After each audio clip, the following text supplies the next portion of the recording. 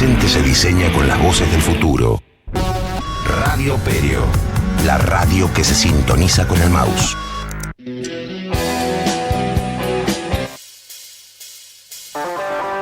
Esto es ¿A dónde vamos a parar? todos los días de 12 a 1 por Radio Perio.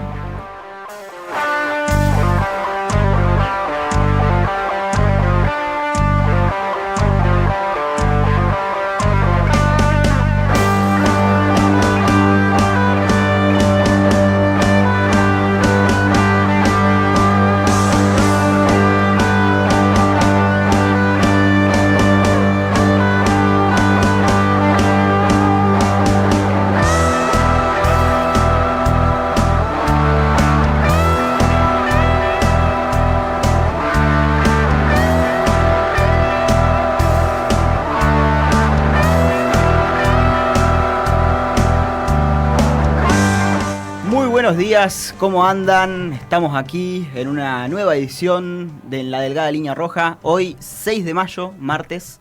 Como siempre nos encuentran aquí los martes con Chabela Doná, Francisco Solari, en una edición de ¿A dónde vamos a parar? Y es una verdadera pregunta, porque este programa trata sobre la geopolítica y ¿a dónde iremos a parar? Porque creo que vamos a recorrer casi todo el mundo. Nos iremos de Europa a América, a Eurasia y Asia. Y bueno, el primer tema que traigo aquí a colación en este nuevo programa es la crisis de Rumania. No sé si leyeron algo, escucharon algo. Ahí, hola, buenos días a todos. Sí, estuve mirando, la situación de las elecciones, renuncias de por medio, bueno, Europa del Este se está volviendo a calentar en esta fricción que está provocando un poco la guerra entre Rusia y Ucrania, ¿no? Todo fue ayer que ocurrió. Ayer, lunes 5 de mayo, el primer ministro de Rumania, Marcel Ciolacu, del Partido Socialdemócrata, renunció a su cargo. Luego de que las elecciones del domingo, su candidato de su partido, de su coalición, haya perdido. Quedó tercero, que ganó sacó el 20% de los votos, el segundo sacó el 21% y el primero, que salió primero, que es Simeón del AUR, obtuvo el 42% de los votos. Ya dijo que su coalición no tenía ninguna legitimidad, entonces renunció. Rumania es distinto porque es un país parlamentario, entonces el primer ministro es el que maneja el país, el presidente. Si bien al lado de otros países parlamentarios tiene bastante poder, es el que elige al primer ministro y Simeón es el candidato principal a ganar en las próximas elecciones del 18 de mayo, que se enfrentará a Nicu Zordan, que es el que salió segundo. Recordemos de que el candidato que salió ganador de esta primera vuelta es profundamente anti-eurocentrista. ¿No? Eso provoca una tensión muy importante, sobre todo en el bloque de lo que es la antigua Europa del Este, porque, equilibra un poco la situación, pensemos siempre en el bloque de lucha entre Ucrania y la Unión Europea contra Rusia, ¿no? Él ha planteado varias veces de que está en contra de la guerra en Ucrania, a favor de separarse de la Unión Europea, entonces, como un socio básico de la OTAN, eso hace bastante ruido. Es un personaje interesante, Simeón, es de extrema derecha y surge luego de que se hayan anulado las elecciones pasadas en noviembre de 2024, que ganó Georgescu, que es del mismo partido, ganó por el 24%, anularon las elecciones porque dijeron que hubo una interferencia rusa, entonces se anularon, creo que lo detuvieron también a Georgescu, se realizaron estas nuevas elecciones y Simeón ganó. Tiene un pasado bastante también, te digo, interesante, porque era ultra de Rumania, de la selección de Rumania. Y además ganó muchísima popularidad gracias a TikTok. Sí, eso está bueno pensarlo porque habría que ver el rol de las redes sociales en cuanto a la cuestión política, en cuanto a los no filtros que existen y que a veces se puede decir cualquier cosa en las redes sociales. Y eso, en partidos de extrema derecha, sobre todo, que tienden a tergiversar o esta posverdad que establecemos muchas veces los comunicadores cuando hacemos referencia, en criticar sin pruebas y plantear cuestiones muy de los pelos a veces, que gana adeptos ante una población que muchas veces no busca mayor información respecto a lo que está ocurriendo. Entonces, bueno, esas palabras ribombantes, que hay que irse a la Unión Europea, que tenemos que centrarnos en nuestro propio país, medio fomentando un nacionalismo, puede llevar a lugares peligrosos. Y es que encima Rumania está sumida en una crisis política debido a la anulación de las elecciones. Entonces todo esto fue aprovechado por el partido AUR. Que encima es la primera vez en años que el Partido Socialdemócrata no pasa la segunda vuelta. Es bastante interesante lo que está pasando en Rumania y veremos cómo se desasna el 18 de mayo. Sí, bueno, primero buenas tardes, primera intervención. Bueno, y después también en relación a lo que decía Francisco, creo que es importante también resaltar que no es casualidad que estos liderazgos estén construyendo justamente su liderazgo a partir de las redes sociales, porque justamente las redes sociales lo que te proporciona es como, bueno, esa incapacidad o esa falta de corroborar, ¿no?, esos hechos, la inmediatez que te generan las redes sociales, creo que le sirve un poco a estos liderazgos, ¿no?, que se están fortaleciendo y que es un poco a donde está yendo el mundo, me parece. Sí, yo quiero resaltar, igual hay una cuestión de grises ideológicos que son muy peligrosos y extraños, porque por ejemplo, vos tenés un país que se declara profundamente nacionalista, de extrema derecha, conservador, como el ganador de las elecciones en Rumania, que plantea, bueno, hay que salirse de la Unión Europea, cuestiones que antiguamente eran claramente al revés. O sea, los más conservadores querían acercarse a la Unión Europea, querían fomentar un bloque fuerte, querían formar parte de la OTAN y ponerse en oposición a Rusia. Bueno, ahora parece como al revés. Es como bastante ambiguo, porque uno no termina de saber muy bien. Bueno, tiene igual la misma lógica que está teniendo el mundo, ¿no? Pensemos en Donald Trump, que profundamente norteamericano, que habla seriamente, que dice muchos delirios, muchas cuestiones refutables, por lo menos. Tiene una alianza estratégica con Rusia que hace unos años atrás era impensado.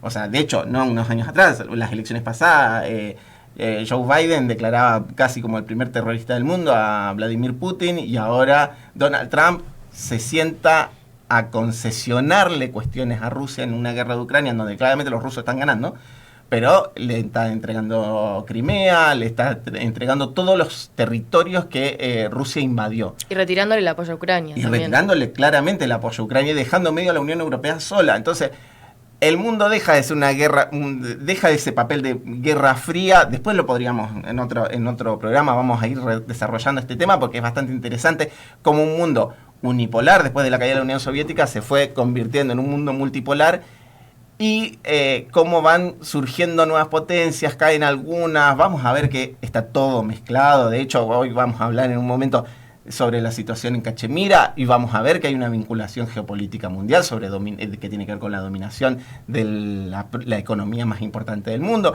Bueno, todo tiene que ver con todo, nada es al azar. Esto es un ajedrez mucho más grande de lo que a veces podemos ver de lo local, pero bueno, la idea de este programa es justamente que vayamos viendo poco a poco, desandando un poco todo este entramado, para ir viendo otras opiniones y contando un poco la historia diferente.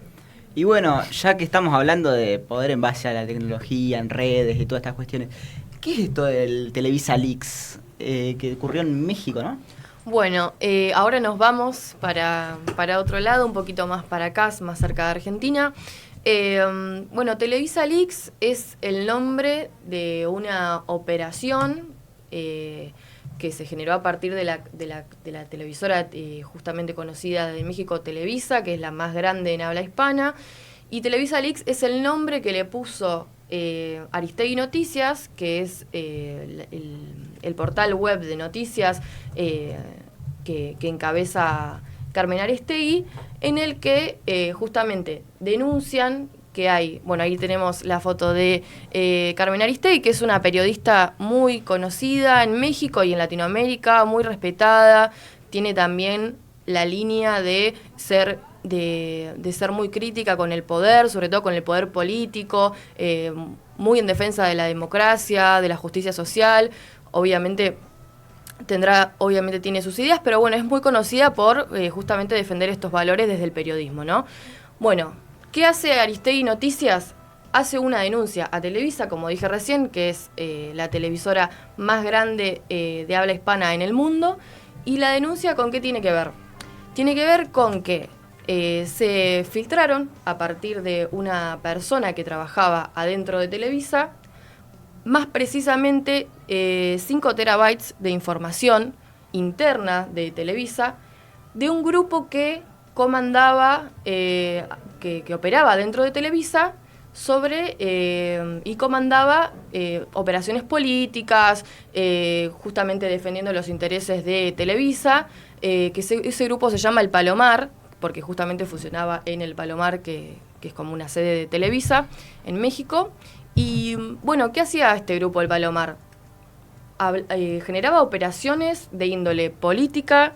Me suena eso, ¿no? Sí, bueno, Televisa Leaks justamente se llama así porque hay otros casos muy conocidos en el mundo donde aparece una figura interna justamente que trabajaba dentro de esa organización y viene a denunciar el funcionamiento interno, obviamente relacionado con la corrupción, que hay dentro de esa organización. El más conocido, que quizás que todos se nos viene a la mente, son los Wikileaks, a partir de Assange.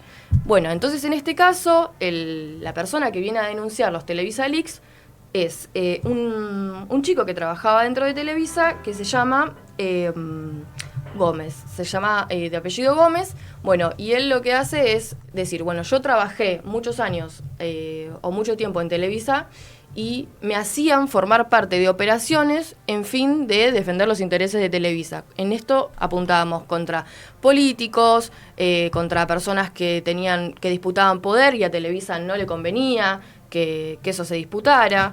Y así comienza la denuncia, ¿no? Como este actor interno presentándole a Carmen Aristegui, la dueña de este medio de Aristegui Noticias.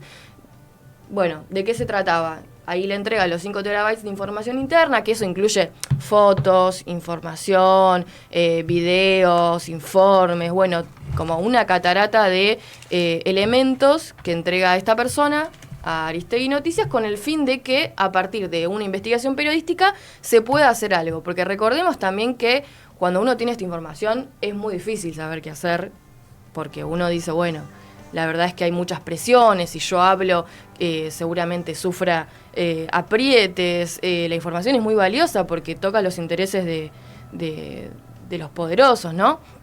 Entonces, bueno, en ese sentido, lo que hace Gómez es entregarle la información a Aristegui Noticias. Bueno, y acá tenemos un fragmento que lo subieron a TikTok, que bueno, Televisa Leaks en realidad fue como muy, está en todas las redes sociales, sobre todo en las de México, que lo subieron a TikTok de Gómez hablando sobre la información que le entregó a Aristegui y bueno, Carmen Aristegui entrevistándolo y diciéndole, bueno, que hable acerca de lo que descubrió. Ahí tenemos el archivo. Si era que fuera, digamos, oponente, pues tenemos que inventarle algo, ¿no? O sea, ¿Por ejemplo? Pues por ejemplo a Pérez Dayán. No sé, o sea, salió una foto que estaba en Las Vegas viendo al Canelo Álvarez en una pelea. Y a partir de esa foto, Javier decía, invéntenle que viajó en un avión privado que costó millones de pesos, invéntenle que el boleto le costó del hotel, llevó, no sé, a un equipo, gastó también igual miles y miles de dólares. O sea, era inventar a partir de cualquier cosita, una foto, era inventar un montón de cosas. Salían 3, 4 videos totalmente difamatorios en contra, por ejemplo, de Pérez Dayán.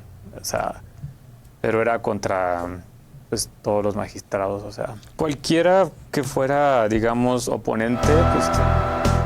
Bueno, ahí lo teníamos a Germán Gómez, que bueno, justamente él habla de lo que le hacían hacer en Televisa, las operaciones de las que formaba parte y que por supuesto con el tiempo logró despegarse.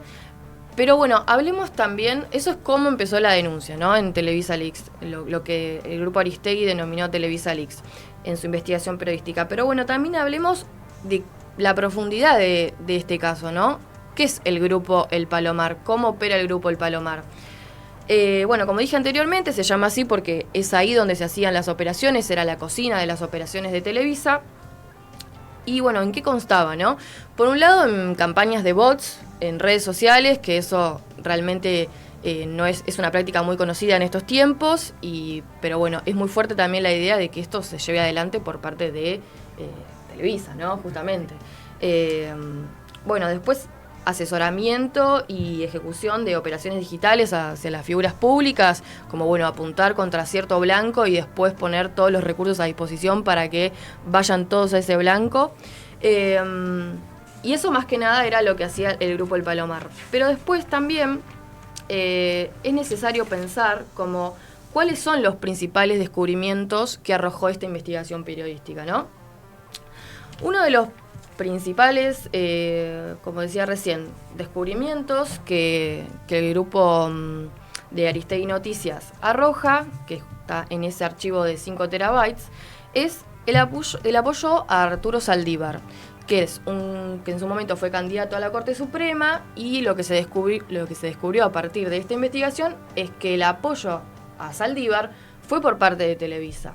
En este sentido, hubo como un desarrollo de contenidos digitales y de redes sociales en favor de esta persona, y también justamente contrarrestando el apoyo a otros candidatos para ese rol, ¿no? Y no solamente contrarrestando, sino también como generando una oposición interna. Bueno, después el caso Huesquil, que es un caso de un armado de un testimonio falso contra uno de los magistrados de la Corte en México, donde se lo denuncia, donde se crea un testimonio falso a partir de una denuncia de abuso sexual, que bueno, eso nunca se comprobó, y como no hubo testimonio sobre ese caso, ¿qué hizo Televisa? Tuvo con personas que dentro de Televisa falsificaron esos testimonios.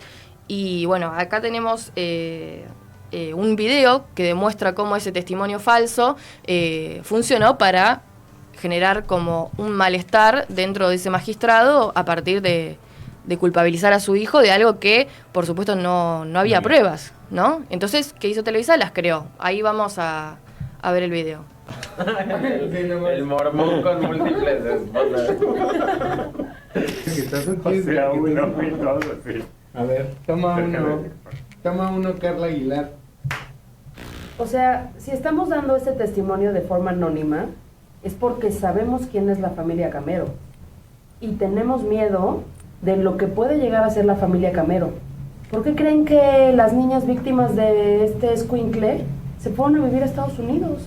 Toda la familia se fue a vivir a Estados Unidos. Imagínate nada más la capacidad y el poder que todos sabemos que tiene una familia así. Bueno, muy difícil también de ver eso, porque veíamos cómo al principio se reían y después falsificaban un testimonio, y todo esto son empleados de Televisa.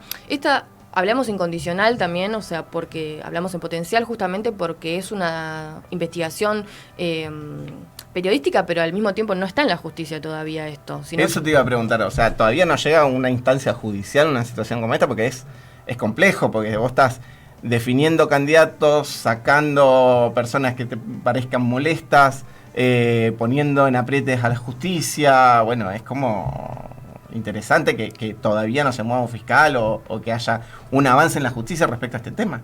Sí, hasta ahora no hay denuncias formales, no hay avances en el tema, porque la verdad es que es muy reciente. Lo que hizo esta persona, Germán Gómez, que fue el que entregó el material, fue solamente justamente entregar el material a Aristegui Noticias, que pareciera ser como una de las figuras periodísticas más serias y con más criterios, si se quiere, en México, y que bueno, creyó quizás que la mejor vía era el impacto social. Y bueno, y después, por supuesto que yo creo que si me preguntás, va a haber una investigación, porque algo de tamaña escándalo me parece que merece ser investigado por la justicia, pero bueno, hasta ahora no. Y después, como última investigación que arrojó este archivo de 5 terabytes es principalmente el ataque direccionado a periodistas. Vamos a mencionar el caso de Carmen Aristegui, que es justamente la que publica el material a través de su espacio de noticias. donde hubo intentos de vincularla a escándalos y manipular la credibilidad de ella, inventándole chats falsos. Ahora vamos a ver el de Carmen Aristegui. Carmen Aristegui tiene una nueva profesión, defensora de delincuentes. Nada más y nada menos ha estado ayudando al artífice del Fobaproa, el saqueador número 1 del país, a librar la cárcel. Eduardo Fernández es amigo de Aristegui desde hace años. Las participaciones de este extorsionador en su programa de radio lo confirman. Toda una historia con Eduardo Fernández que en algún otro momento tendremos oportunidad de comentar. Chequen cómo se le ilumina la cara a Aristegui y su risa de complicidad. Primero, Aristegui reveló que Fernández había sido detenido en España, huyendo de Miami, pero no dijo que ella fue quien le dio el pitazo. Así lo demuestran chats de WhatsApp entre ellos. Bueno, también una de las voces más importantes en México, presionada y con campañas con campañas en su contra, con campañas de comunicación en su contra, justamente para disciplinar, porque bueno, Televisa tiene mucho poder y lo que hace justamente es disciplinar a los periodistas que es difícil hablar de cuarto poder hoy en día, pero bueno, hay algunos que lo siguen cumpliendo ese rol, creo, ¿no? Como de hacer ese nexo entre la ciudadanía y los derechos de la ciudadanía y demás, frente a los otros tres poderes. Pero bueno, y creo que como reflexión final, me parece como importante decir, ¿para qué nos sirve pensar en los Televisa Leaks? Bueno, justamente para pensar en qué tipo de comunicación queremos. Una comunicación que esté al servicio del poder, junto con los grandes medios que estén al servicio del poder y que definan agendas, que definan quién va a la justicia, quién se va de la justicia, que moldeen también la opinión pública, ¿no? A partir de... Porque uno puede disputar, ¿no? La opinión pública puede disputar el sentido, pero bueno, una cosa es hacerlo con las ideas y otra cosa es hacerlo a partir de la creación de campañas de desprestigio, utilizando el poder que obtuviste, ¿no? Pienso. Pensemos también en esto que no es nuevo en cuanto a las lógicas de medios de comunicación que defienden particulares intereses y atacan fuertemente a candidatos o a fuerzas políticas que vayan en contra de sus intereses. A Camilo Taufik, que es un periodista chileno que murió en el 2000, planteaba de que el periodismo tiene que plantearse como que está en una trinchera de lucha de clase. Él era marxista, ¿no? Pero bueno, hay una cuestión de intereses de poder de que hay que ver. No existen campanas objetivas en el periodismo ni en ningún medio de comunicación, pero bueno, eso. Sí, es importantísimo decirlo en la Facultad de Periodismo, justamente, y algo tan actual que está ocurriendo ahora mismo en un país grande. Sí, vemos que es un modus operandi además que se repite, ¿no? No es solamente México. Fue en Chile en la época de Allende, fue Argentina antes del golpe de Estado, fue Argentina durante el proceso militar, es Argentina durante el gobierno de Cristina Fernández. Bueno, vemos una lógica que funciona en las grandes corporaciones mediáticas. Sí, ni hablar. O sea, la lógica no es nueva. Es un poco cómo funcionan los medios hace bastante tiempo, sobre todo los grandes conglomerados, ¿no? Que concentran tanto poder y que funcionan como un trampolín al servicio del poder muchos. Pero lo noticiable, creo, en este caso, es que uno tenga pruebas a partir de la entrega de estos archivos de 5 terabytes de información interna, que eso realmente existe, que es tangible. O sea, eso es lo fuerte de ver como consumidor, como espectador, como ciudadano, como lo que vos quieras, ¿no? Que tengas un archivo que te diga, bueno, así operan los grandes medios de comunicación, así opera Televisa. Así que bueno, por acá terminamos con México y bueno, dejamos esta reflexión. ¿Y nos vamos más al sur? Más al sur todavía. Sí, nos vamos al sur, nos vamos a Bolivia, porque estamos a nuestro próximos hermano país limítrofe. Estamos a poco... No, vamos a ir antes vamos a ir a un pequeño corte y después retomamos esta parte. Vamos con música por pastillas.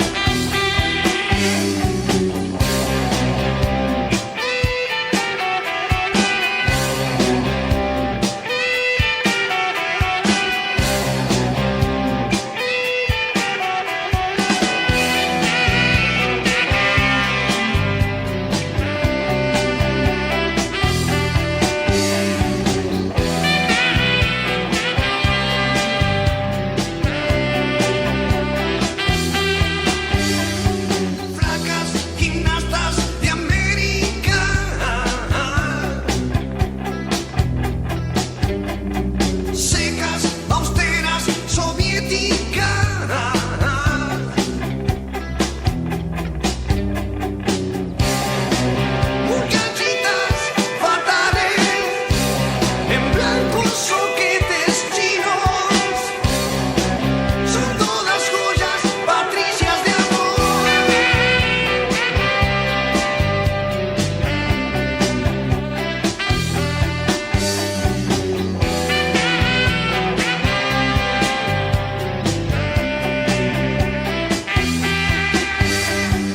la más hermosa niña del mundo puede dar solo lo que tiene para dar.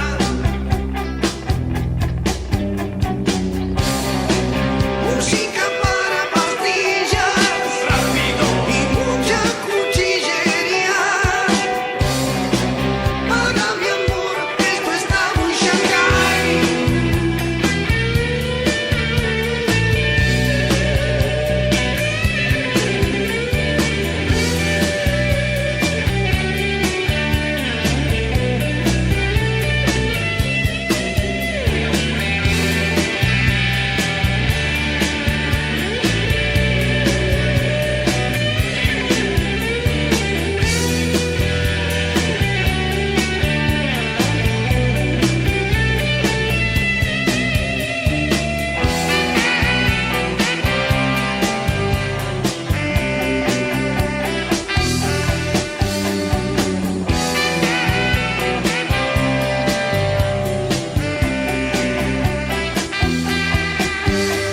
Rockeros bonitos, educaditos,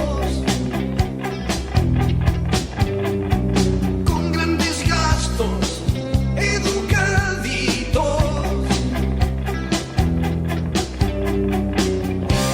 Invoquen el tiro libre, que los buenos volvieron y están rodando cine de terror.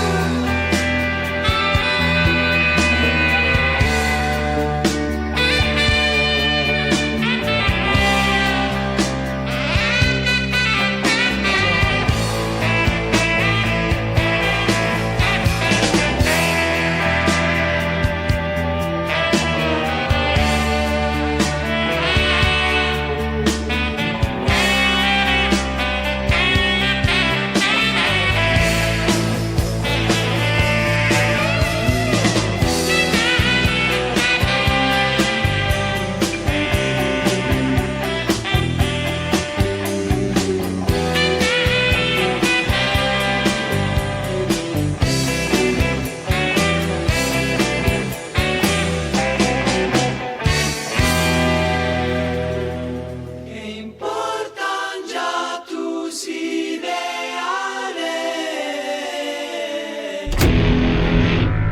El presente se diseña con las voces del futuro. Radio Perio, la radio que se sintoniza con el mouse.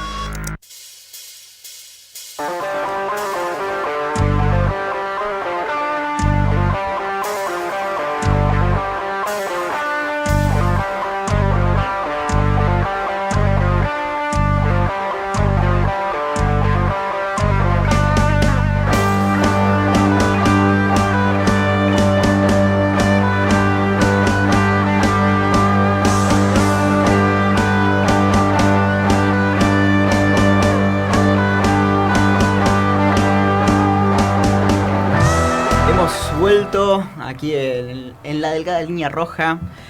Cambiamos de tema, nos vamos a Eurasia y vamos a tener una llamada con Estefanía Netri, porque estamos en el marco de la celebración del Día de la Victoria en Rusia. Y es un acontecimiento importante en toda la colectividad rusa. La segunda, esto está ubicado en la Segunda Guerra Mundial. En la Segunda Guerra Mundial, la Unión Soviética en ese entonces se enfrenta a una invasión por parte de los nazis y la contraofensiva termina con la victoria aliada, ¿no? Con los rusos tomando Berlín. ¿Qué ocurre antes de esto? Fue una guerra terrible, qué sé yo. Ahora, y en conmemoración a esto, el sábado ocurrió una marcha en la Plaza San Martín de Capital Federal, en donde participaron migrantes rusos, el embajador, la Casa de Cultura Rusa, qué sé yo, y el Consejo de Compatriotas de Organizaciones Rusas en Argentina, recordando esta gesta heroica que cumple 80 años. Para ello, nosotros vamos a hablar con Estefanía Netri, que es de la Biblioteca Cultural Rusa Pushkin de Rosario, que participa en el Consejo de Compatriotas de Organizaciones Rusas en Argentina.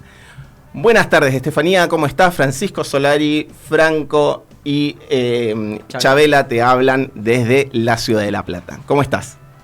Hola chicos, buenas tardes. Saludos, ¿todo bien ustedes? Todo bien. Mira, queríamos consultarte qué significa, bueno, para ustedes como parte de compatriotas rusos, la gesta heroica de la Gran Guerra Patria. Bueno, para nosotros este día, todo este mes y bueno, sobre todo este año que se cumplen 80 años, nos llega mucho al corazón y al sentimiento de cada descendiente, de cada inmigrante, porque todas las familias rusas y soviéticas tuvieron a alguien que murió en combate o murió por hambre. Entonces, por ejemplo, en mi caso personal, mi abuela nace en plena guerra y ve morir a su padre. Entonces, para todos estos días son muy sentimentales y al estar lejos también de muchas familias, uno está como sensible, por decirlo de alguna manera. Claro, es muy movilizante porque, como vos decías, la Unión Soviética fue el país que más muertos tuvo durante la Segunda Guerra Mundial. Y la situación con los nazis fue bastante violenta y cuestiones horroríficas ocurrieron. Contanos, más o menos, aprovechemos esta oportunidad, contanos qué es el Consejo de Compatriotas de Organizaciones Rusas acá en Argentina, cuál es su función, porque nosotros nos encontramos en una especie de lejanía muy grande, geográfica y a veces cultural con Rusia, y no tenemos contacto o no tenemos posibilidades de escuchar ciertas campanas que acá no suenan. Por ejemplo, acá siempre te hablan que Rusia es mala, y está bueno un poco desasnar eso, y por eso nos parecía importante hablar con vos, Estefanía. El Consejo de Compatriotas es una organización que no solamente existe en la Argentina, sino también existe en muchos otros países, que nuclea diferentes organizaciones rusas, en algunos casos también ucranianas y bielorrusas. Por ejemplo, en Buenos Aires y en Rosario y en Comodoro Rivadavia tenemos instituciones que fueron fundadas hace 80 años, en el caso de la de Rosario hace 100 años, por soviéticos, rusos, bielorrusos y ucranianos, que hasta el día de hoy son descendientes que siguen mostrando la cultura de estos pueblos.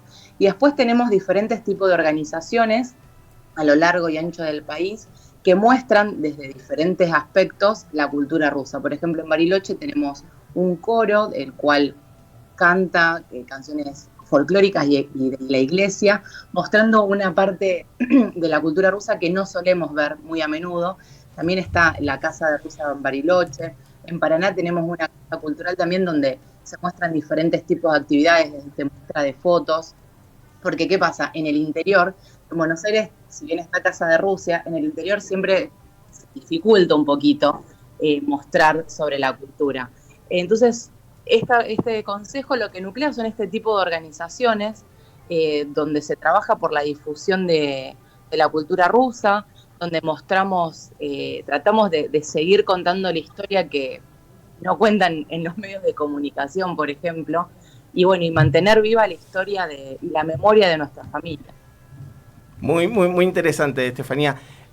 Una última pregunta, no sé, los compañeros quieren hacer alguna consulta. Sí, se van a realizar algún tipo de actividad o acto en el consejo o en la biblioteca en estas fechas. Eso, contanos las actividades que tienen ahora, porque nosotros sabemos que la fecha exacta para los rusos es el 9 de mayo, el día del triunfo. Contanos qué actividades tenés vos ahí en Rosario y invitarnos a nuestros... porque en la planta además hay muchos estudiantes que son de diferentes lugares, entonces alguno de Rosario debe haber que pueda, que convocarlo a participar o a ver las actividades que van a realizar. Nosotros, por ejemplo, estamos realizando un almuerzo que lo hacemos todos los años, todos los clubes, como llamamos nosotros, realizamos el almuerzo o una cena en conmemoración del Día de la Victoria. En este caso, en Rosario lo hacemos en junio, para no coincidir con las otras fechas de las otras instituciones. Y muestras de películas también estamos realizando. Y justamente en la ciudad de Buenos Aires, en la Sala Lugones, van a estar realizando como un festival de clásicos del cine bélico soviético. Las películas soviéticas son muy, muy buenas. Me gustaría dejarles el Instagram del Consejo, sí, para por favor, que nos puedan seguir, que ahí subimos todos los eventos que se realizan a lo largo del país.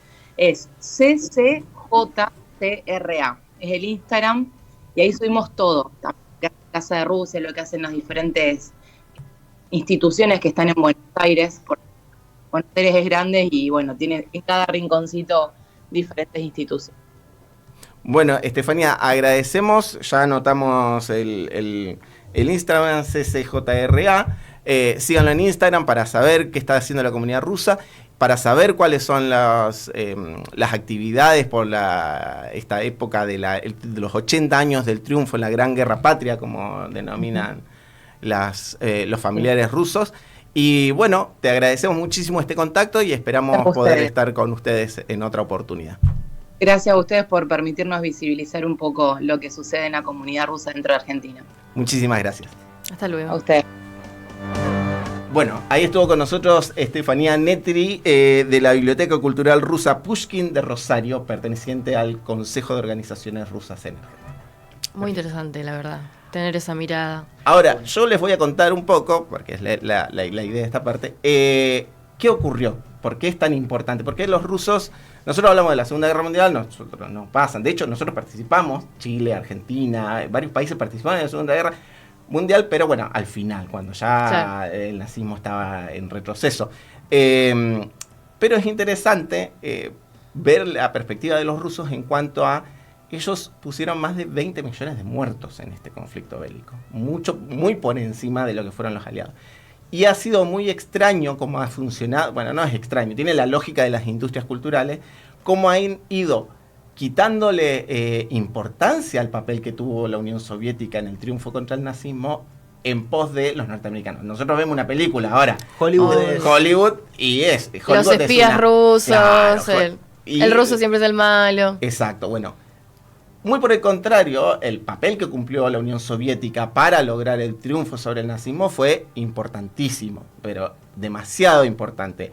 No solo por la cantidad de vidas que puso, sino por los avances militares que logró, sino por cómo hizo retroceder con mucho castigo a la avanzada nazi sobre la Unión Soviética. Es importante además destacar que hay un montón de cosas para poder mirar y ver desde otra perspectiva. Yo les aconsejo siempre revisar películas rusas que te van a dar una idea un poco más, obviamente con una perspectiva propagandística, como también son las norteamericanas, pero bueno, por lo menos te ayudan a equilibrar un poco. Sí, es otro punto de vista de la historia también. Es otro punto de vista de la historia, y no solo por eso, sino que hay que tomar en valor que el esfuerzo que hicieron los soviéticos para que nosotros no tengamos, el fascismo no hubiera ganado, bueno, fue el punto de inflexión en la Segunda Guerra Mundial. Bueno, también hicimos un móvil. Cuando vos mencionaste que hubo una movilización en Plaza San Martín el sábado 3 de mayo. Porque estuvimos con Franco el sábado. Estuvieron cubriendo ahí. Fuimos a cubrir la marcha, se llama la Marcha del Regimiento Inmortal. Ocurre en muchos países del mundo. En Argentina particularmente fue este sábado, en donde organizaciones rusas marcharon a través de la Plaza San Martín en Capital Federal y tuvimos una entrevistada. No sé si... ahí viene la entrevista en breve, ya la ponemos al aire.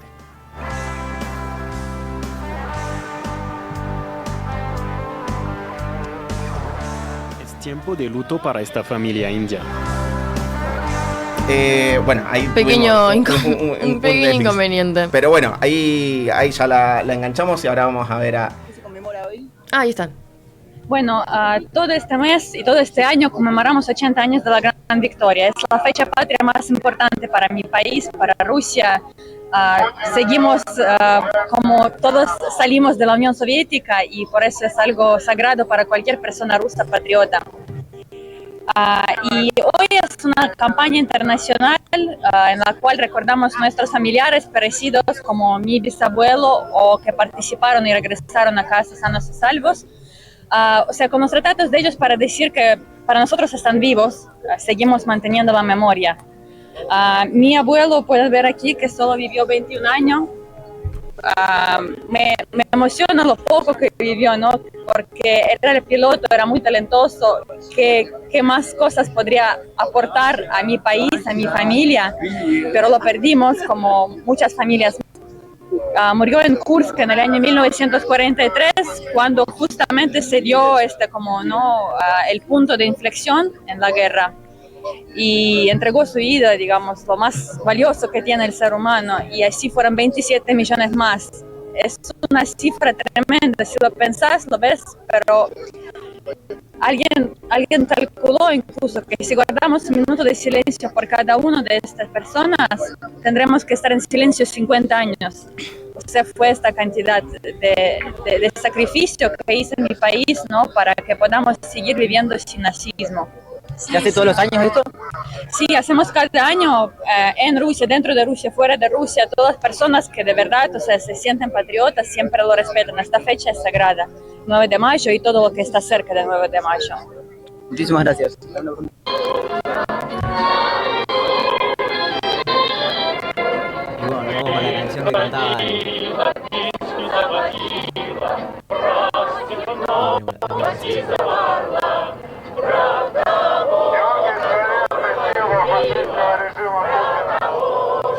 vamos con la canción que cantaban. Acá tengo uno de los lazos que nos dieron en la cinta de San Jorge. La cinta de San Jorge. ¿Se las dieron ahí? Sí, la cinta de San Jorge Mirá. nos la regalaron y es la representación que tienen los rusos para conmemorar el triunfo de la Gran Guerra Patria.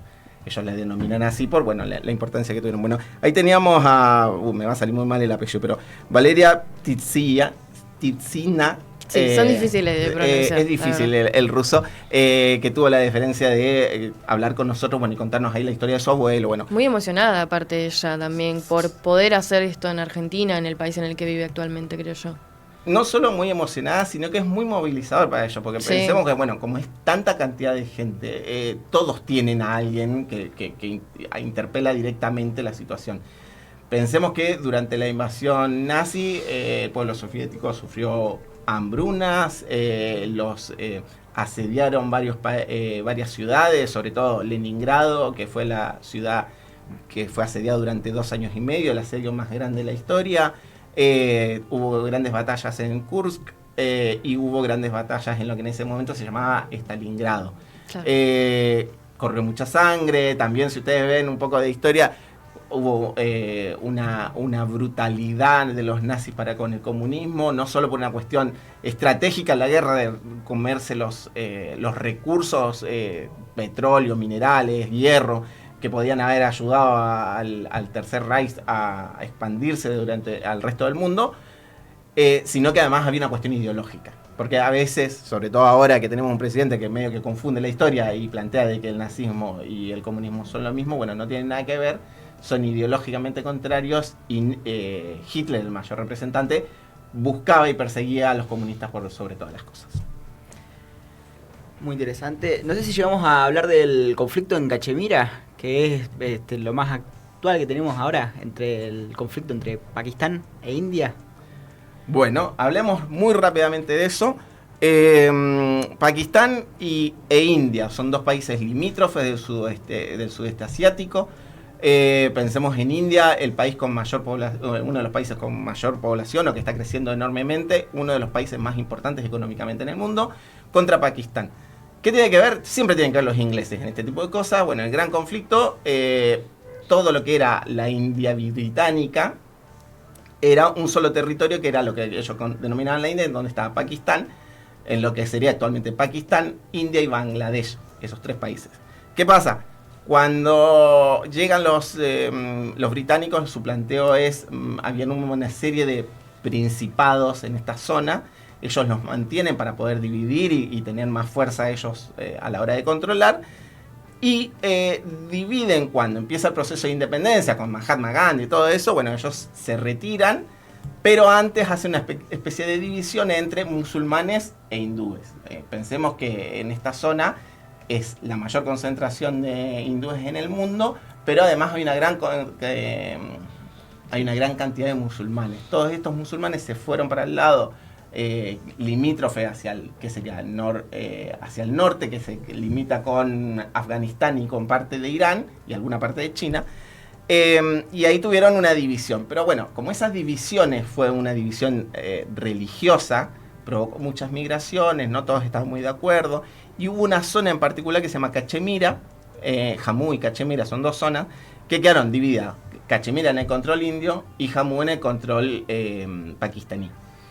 Siempre hay conflictos en esa zona, han habido guerras en el 47, en el 61, en el 99, siempre hay tiros. Hace unas semanas hubo un atentado terrorista donde mataron a 26 personas en Cachemira, según el gobierno de Modi, del primer ministro hindú. El primer ministro indio, perdón, hindú es la religión. Hubo una participación directa del Estado pakistaní. Entonces esto relanzó una escalada violenta. ¿Qué pasa? Son dos países potencias nucleares. Ellos a partir del 67, ambos países obtuvieron bombas atómicas. Entonces el conflicto en esa zona es particularmente peligroso. Bueno, ahí vemos imágenes. Es una zona violenta, es una zona donde ocurren actos de terrorismo. Pero bueno, ¿qué pasa? En la zona que controla India, controla además los ríos que son los afluentes del río Indo que pasan por Pakistán.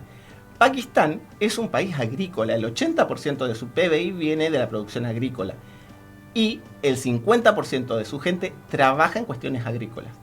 Si India le corta literalmente el grifo, los puede matar de hambre. Entonces la denuncia de Pakistán constantemente con este tipo de cosas es, bueno, frenemos un poco porque nos vas a quitar todo el agua. La situación sigue escalando, no hay bajas. Modi, el primer ministro indio, retiró a su embajador, lo mismo hicieron Pakistán, cerraron fronteras, cerraron tratados económicos, terminaron con este tratado de las aguas, o sea, cortaron el grifo, y todo el mundo está en vilo. ¿Qué pasa? Históricamente, la India no tenía buena relación con Inglaterra. Pero ahora, como los tiempos cambian, como habíamos hablado hoy, India tiene buena relación con Estados Unidos, con Australia y con Japón, ¿sí? Tiene una relación estratégica chocando constantemente con China. China también es un país que está en la misma zona, ¿no? Entonces, están todos muy mezclados. Pakistán, en cambio, tiene muy buena relación con China porque a través de el principal puerto de Pakistán sale el petróleo y los productos chinos al mar Índico. Todo esto es geoestratégico, ahí vemos el mapa. En esta situación, India, que uno podría decir, bueno, está más del lado de Estados Unidos, qué sé yo, tiene muy buena relación con Rusia. Le compra armamento, le compra gas, le compra petróleo. Entonces la situación no deja de ser compleja, porque no es que haya una potencia atrás que diga, bueno, esta porción es mía, bueno, yo te ayudo, yo te doy armamento, sino que están todos muy mezclados. ¿Para dónde van a ir? No sé. Pensemos que Modi, el primer ministro de la India, es de derecha, es conservador, y siempre han planteado que su posición es recuperar los territorios que pertenecían a la India, que debería ser Jammu y Cachemira, tener el control completo sobre esa zona. Pakistán, por su parte, plantea lo contrario, ¿no? Bueno, que ellos sí, es como la gran bandera de los candidatos. Bueno, yo voy a recuperar Cachemira, no lo voy a recuperar yo. Bangladesh aparece, antiguamente habían dos Pakistán occidental y oriental. El oriental es lo que ahora nosotros denominamos Bangladesh, que en 1971 se independiza de esa India británica, ayudado por los indios, y así terminan con su relación con Pakistán. Pero bueno, todavía todo el mundo está atento, tiros van, tiros vienen, porque se están disparando, se están movilizando los ejércitos, se están movilizando las fuerzas armadas, se está movilizando el portaaviones indio a la zona. Bueno, la escalada parece no frenar, los dos están rompiendo todo tipo de tratados para salir de una manera democrática de esto, así que veremos en qué termina, porque recuerden, son potencias nucleares. Me quedé con más preguntas, pero se nos termina el tiempo. También teníamos que para hablar de las elecciones de Bolivia, pero me parece que lo vamos a dejar para el próximo programa. Sí. Bueno, la idea era hablar un poco sobre las elecciones de Bolivia, pero la realidad es que pasamos por todo el mundo hoy, casi. Así que, bueno, son a mitad de año, así que... Hay tiempo. Vamos a tener que hablar mucho de las elecciones presidenciales en América Latina porque hay varios. Chile también hay elecciones, así que bueno, podríamos... Nos encontraremos... Pero sí, tenemos material. En algún otro martes hablando de las elecciones de Bolivia y de los distintos países de América Latina. Muchas gracias, Chabela. Muchas gracias, Francisco. Muchas gracias, Tato, que está en operación. Muchas gracias, Morena, que está en producción. Y convaleciente, porque está resfriada, pobre. A nuestra gente en redes, a la gente que hace posible esto, Radio Perio. ¿A dónde vamos a parar? Nos encontramos mañana fuimos todas, miércoles de 12 a 13. Jueves, Señor Patotera. Viernes, Un Cacho de Cultura. Y hasta la próxima. Nos dejamos con La Grasa de las Capitales. Cirujirán.